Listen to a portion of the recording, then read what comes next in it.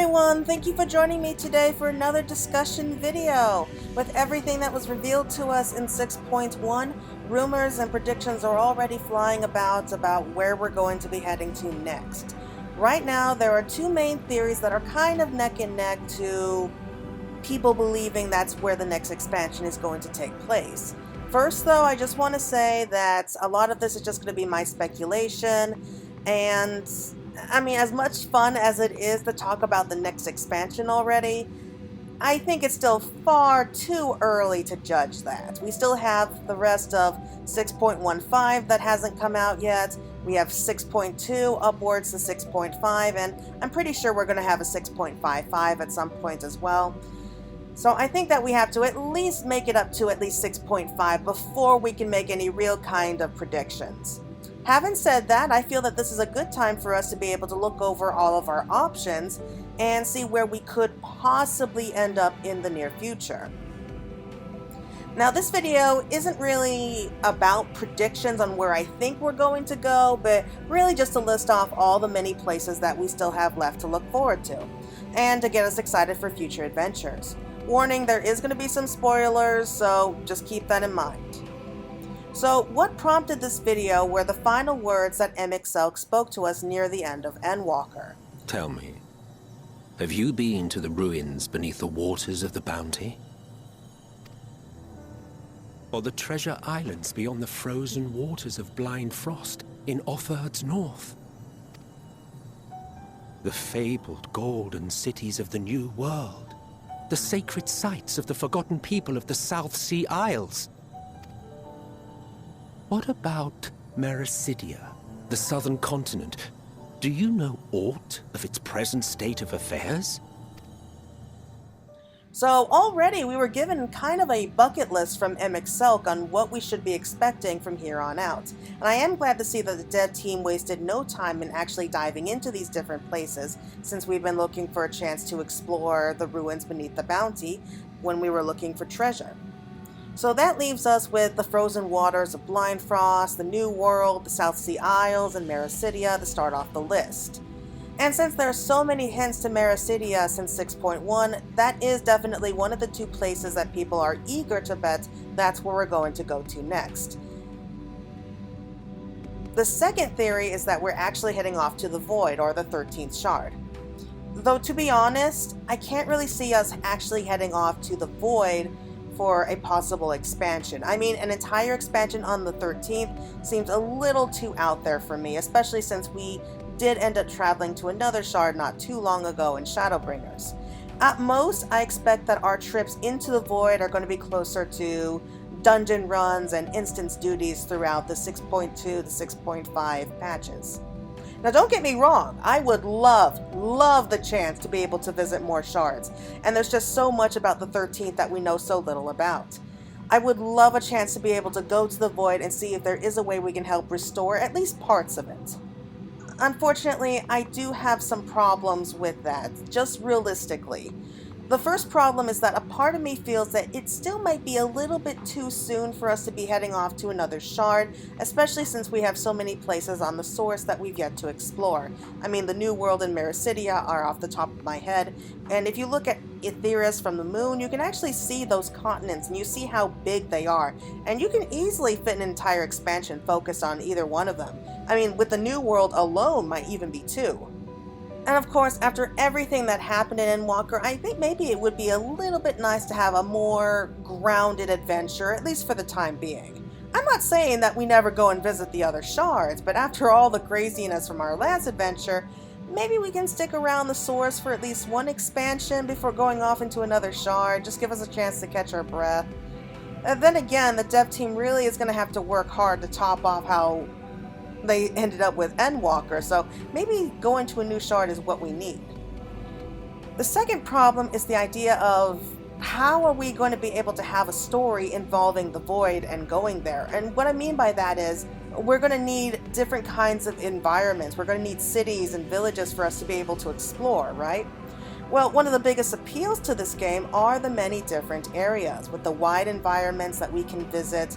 and just how vastly different it all feels, because it really does feel like an entire new world, and they all have their own unique personalities, almost like their distinctive cultures. That is just one of the biggest appeals in this game. I mean, back in Stormblood, there were some areas that were a little bit dull, such as with the fringes and the peaks. I mean, the two of them alone look so similar that you could have trouble telling exactly where you are at times. Whereas places that we've seen, like in Heavensward or Shadowbringers, they are so easily different from each other. You take one look and you know exactly where you are. But how can you realistically do that while you're in the void? I mean, the entire world is exactly that. It's a void. It's an empty land that was ruined by a flood of darkness, so all the places, I'm sure, are going to at least be very familiar, so long as, like, the Shroud of Darkness is hanging over us. I mean, even in the first, when there was the Shroud of Light just covering everything, like a veil of light just drowning, like bleaching everything out, the areas were still very different enough to set it apart even before the night sky was returned to us. Not to mention, they still had several small villages and even a couple cities that were still fighting to survive, and thus that could work out. With the Void, though, it's clearly stated that everything is kind of taken by the flood, so there's really no trace of regular life there, so what then?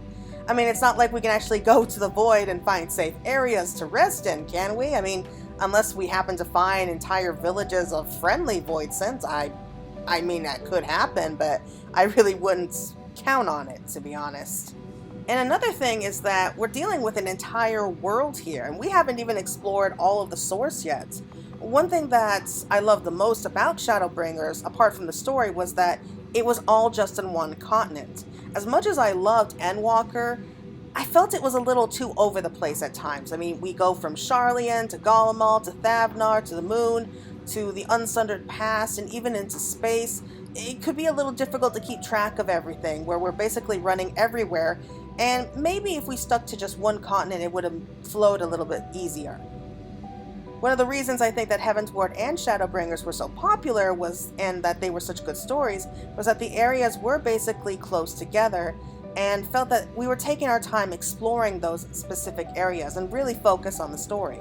So I really hope that they don't have a story where we spend half our time in the Void and the other half like on the source and exploring these different areas. They did that with Stormblood after all, and it just kind of felt at times there were two different stories just sort of mashed together. In Shadowbringers, they were able to focus on just Norvrond, and that's what was really able to get them to focus on the lore and the storyline, so I do hope they kind of stick to that from this point on. So if we do end up visiting the Void, I hope that we just kind of stay focused on the Void, even if it's just one particular area. And I can kind of see us going to the Void, maybe clear out like the one continent's like equivalent to Eorzea, and then we just kind of let it take over naturally from there, or something similar along those lines. But I'm getting off track here, so let's go ahead and just make this list of places that we can look more into and just possibilities of what we can be exploring later on. So let's start off by listing all the known places that we have in the source. So one of the places that immediately came to mind when thinking about exploring the rest of this world, and if I had to pick a place somewhere in Eorzea, I would probably guess Gamora. So if you don't know about Gamora, the people of Gridania, their ancestors, created these vast underground tunnels, like an entire underground city basically. And a lot of the city is pretty much unexplored. I mean, we have explored parts of it already. You can still see ruins scattered throughout the Twelveswood. And I think the Palace of the Dead also happens to take place in a lot of Gamora. But as for the main city itself, we really haven't seen any sign of that. So I think it could be a possibility. I really wouldn't count too much on it. Again, kind of like how I said we had the Palace of the Dead and we have the ruins scattered everywhere. But it is a possibility, I guess, down the line. But as for the rest of the source, I would have to say I'm actually eager to explore the rest of Ishabard and see what is beneath all those damn clouds. You know that places aren't that well known if even map makers have a hard time actually mapping them out. So even though the Garlean Empire is no more, there are still going to be former provinces that were under its rule, and we are definitely going to be exploring more of that later on, because are they going to want to still be a part of Garlemald? Do they want to kind of branch off into their own province, their own kind of civilizations again? It's certainly a possibility, but then again, people have been under the Garlean rule for so long, it might be difficult to do that. Now, before Endwalker's storyline was decided, it was played around for a while that 6.0 was going to be involving the Warrior of Light facing off with the Empire as the main enemy, and really look more into those provinces as we deal with the Garlean Empire. And then 7.0 would be wrapping up the entire story for Chapter 1. However, that was taken away since Yoshi P and the dev team felt that the story was taking too long at this point. It was starting to drag on, and they really wanted to finish up the storyline between Hydaelyn and Zodiark at that point. And I understand their reasons for it, I really do get that, and it did kind of feel like the story between Hydaelyn and Zodiark was starting to drag on, but I can't help but feel a little disappointed in what could have been. I mean, I think that really focusing on the Garlean Empire may have been an awesome way to go about setting up everything for the ending to Chapter 1. Especially since if we visit Garlemald in Endwalker, it did feel a little lackluster, if I have to be honest. Just seeing them all defeated pretty much off screen by their own hands, I don't know, it did not feel like the ending that they deserved. But still, we have many other places within Ishgard to look forward to, such as Corvos. That was where G'raha was born, and there's a ton of mention of Corvos since Endwalker. And there are mentions of other cities, like the Nation of Landis and Namoaski, and then there's Dalmasca. I know technically we already visited Dalmasca during the Return to Evilly series, but it would be nice to be able to maybe just walk the streets, see how construction's going there. Especially since it would be interesting to see what happened to it after everything that happened with Bozja. If you don't know what I'm talking about, apparently a lot of stuff happened after we left the Southern Front, and Dalmasca is now also free. Apparently the Resistance was able to reclaim Dalmasca eventually, and a lot of very crazy stuff happened there from what I was told. Either way, it would be nice to meet up with Fran and the others again, and maybe learn from them about more various places scattered around Ishgard. We do have the rest of Werlet as well, which Gaius is currently helping to rebuild. We've only seen a small part of their lands thanks to the weapons quest line, and it's always going to be good to see Gaius again, no matter how much time has passed, if you ask me. I do love Gaius. I love the character development that we did with him. And I don't know, it's just so much fun to see him as the devoted father, like the loving father to Ellie. So it would be nice to see her again as well. Either way, I do hope that we get to visit more of these places within Ishgard, clear up all these clouds, and actually have like a real solid look of the three great continents. We do also have the surrounding islands that are scattered all over the map. The South Sea Isles are the ancestral homeland of the Lalafell, and I imagine that this place could be filled with maybe tiny ruins like the dwarfs from the first. I'm sorry, I think of that and I can't help but smile at how cute that would be. But I would love a chance to explore those forgotten ruins that could be waiting for us.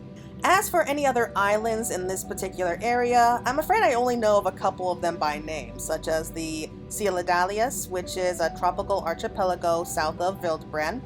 And there's also the Mazala, which is in the waters of the Roloff Sound, which is kind of off the east coast of Aldenard.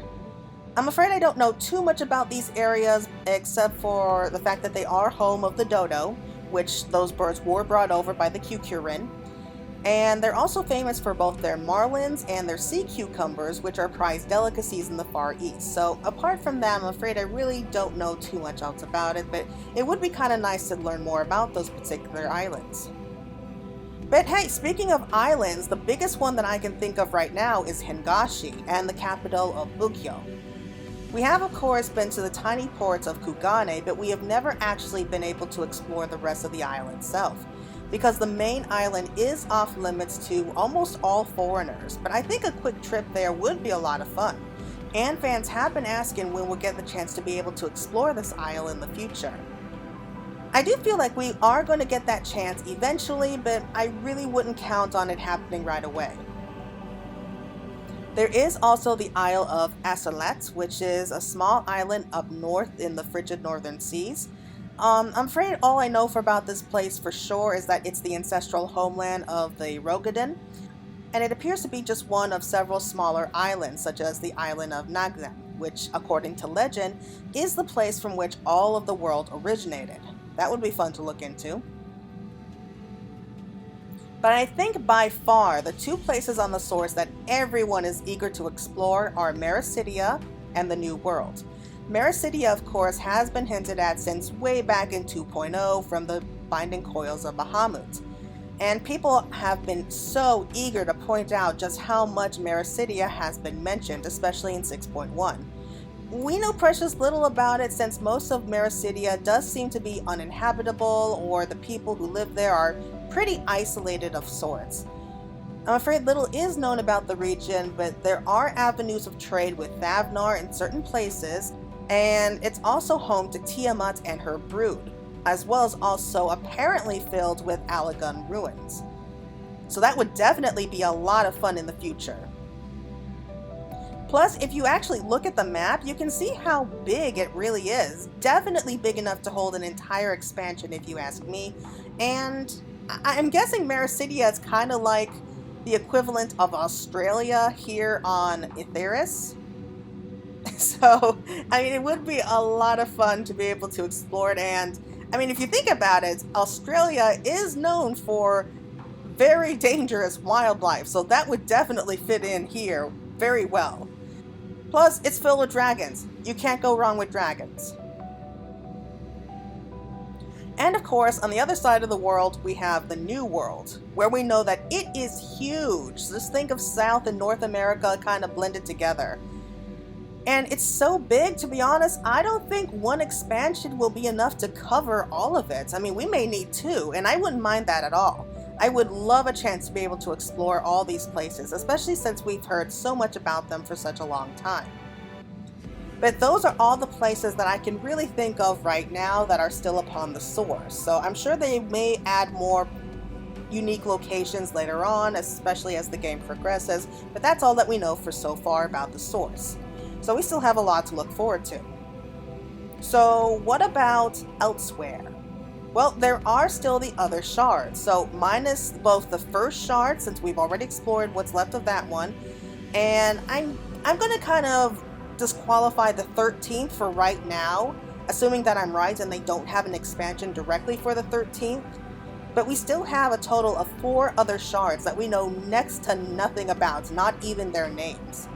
But thanks to the Ascians, we do know that most of the shards have already rejoined with the source, with us just narrowly avoiding an 8th. But which of these shards are left? Well, I'll tell you, we know for a fact that the 4th shard, the 8th shard, and the 9th and the 11th shards are still around, as well as the 1st. And kind of what's left over of the 13th. So that's an entire 4 shards to explore, 5 if you want to include the Void. But what I'm afraid of is, how are we going to have time to be able to explore 4 completely different shards, which are going to be maybe just as big as the source? And we haven't even explored all of the source yet. So I think it would take years just to explore 1 shard. I mean, the reason that going to another shard worked so well in Shadowbringers was that it was just 1 continent left. So I really hope that they address this problem and that we don't end up becoming completely overwhelmed and confused on which shard is where. Either way, I do think we will fulfill our promise to Emet-Selch to be able to explore these other shards in time. But there is another method of travel that we have to add in, and that is time travel. I know that it sounds strange, but hey, before Endwalker, I was completely convinced that we weren't going to be getting away with any kind of time travel from there, and yet here we are now. Now, for me at least, I've always believed time travel has been something that you really need to be a very careful and very skilled writer to be able to pull off. Because it's all too easy to make it a crutch for plot convenience or make it just so confusing that it's impossible to follow along. But it seems to me that the dev team have found that perfect balance to make it work. And since we know it is possible to time travel, especially through the use of the Crystal Tower, I can totally see us using it again someday. Personally, I don't feel that we would go back as far as to before the world was unsundered. I don't think that we will be able to explore that world beyond Elpis, if I have to be honest. It would definitely be cool, but going back that far would definitely cause a lot of problems, maybe down the line in the future. I'm not saying that we are going to be cutting out other time periods that we can go visit, such as maybe travel back in time to the time of Alec. Why not? I mean, I think being able to visit an entire futuristic city from the ancient past would be an awesome time. Maybe see the events that led to their downfall, or even the aftermath after the fall of Alec. That would be fascinating to see. Another time we could visit would be maybe during the time of the War of the Magi. Maybe see Mach and Amtapor and Nymph in their prime. That would be amazing. But another time period, however unlikely that is, that I think would be very fascinating to be able to see, would be if we end up going to the future to this alternate timeline where the 8th calamity took place. And I mean, we do know that it still exists. We know that it's still out there, and it seems to be now under the leadership of the future Ironworks and Midgardsormr. But that's a whole can of worms, given that in that time period we still have Meteon, Hydaelyn, Zodiark, the other Ascians who are still alive. That may not be the best place to go and kind of open up old wounds, if you know what I mean. But hey, it's out there just in case. And finally, the last kind of, I guess, area that we could possibly visit would be to visit other stars. We know that there are other stars out there, and I can't believe that all life has been wiped out from all the other galaxies out there. I think that Meteon may have explored the galaxy where Aetheris was, but she may not have been able to go any farther than that. I do think that there are plenty of other galaxies out there. Each of them have their own unique life forms, and even with the Studium quest they brought that up, and there is a possibility that they could end up making contact with other life out there someday. I mean, I know it's kind of straying a little far from fantasy and more to sci-fi, but we know it's possible. We do still have a starship, we do still have a way to be able to travel out there, so there is a chance. So as for right now, that's pretty much all the areas, like all the future possibilities that we know so far. So we do have the rest of the source, we have the other shards, we have time travel, we have space travel. There is no limit to what we could end up having. So yeah, I think that's going to be it for right now. That is my list of current possibilities. I'm sure that it will change as time goes on, and we are introduced to other areas, other zones, and I'm sure that the dev team is working long and hard to really kind of try to top this story. It's going to be difficult, but I do have faith that they will give us an amazing story down the line.